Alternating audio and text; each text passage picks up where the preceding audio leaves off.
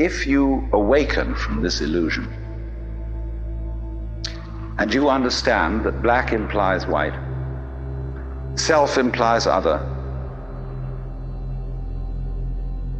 life implies death, or shall I say, death implies life,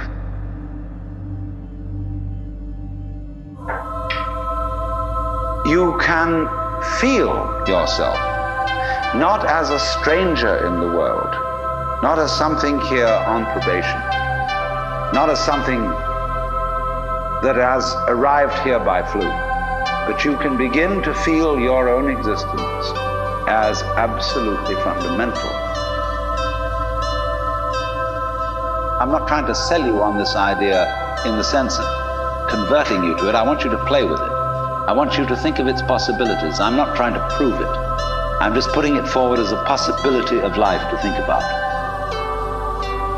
So then, let's suppose that you were able every night to dream any dream you wanted to dream. And that you could, for example, have the power within one night to dream 75 years of time, or any length of time you wanted to have. And you would naturally, as you began on this adventure of dreams, you would fulfill all your wishes. You would have every kind of pleasure, see. And after several nights of 75 years of total pleasure each, you would say, well, that was pretty great. But now let's have a surprise. Let's have a dream which isn't under control. Well, something is going to happen to me that I don't know what it's going to be. And you would dig that and come out of that and say, wow, that was a close shave, wasn't it? Then you would get more and more adventurous, and you would make further and further out gambles as to what you would dream. And finally, you would dream where you are now. You would dream the dream of living the life that you are actually living today.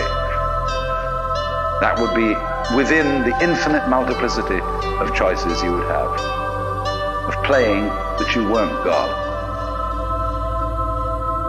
Because the whole nature of the Godhead, according to this idea, is to play that he's not. So in this idea then, everybody is fundamentally the ultimate reality. Not God in a politically kingly sense, but God in the sense of being the self, the deep down basic whatever there is. And you're all that, only you're pretending you're not.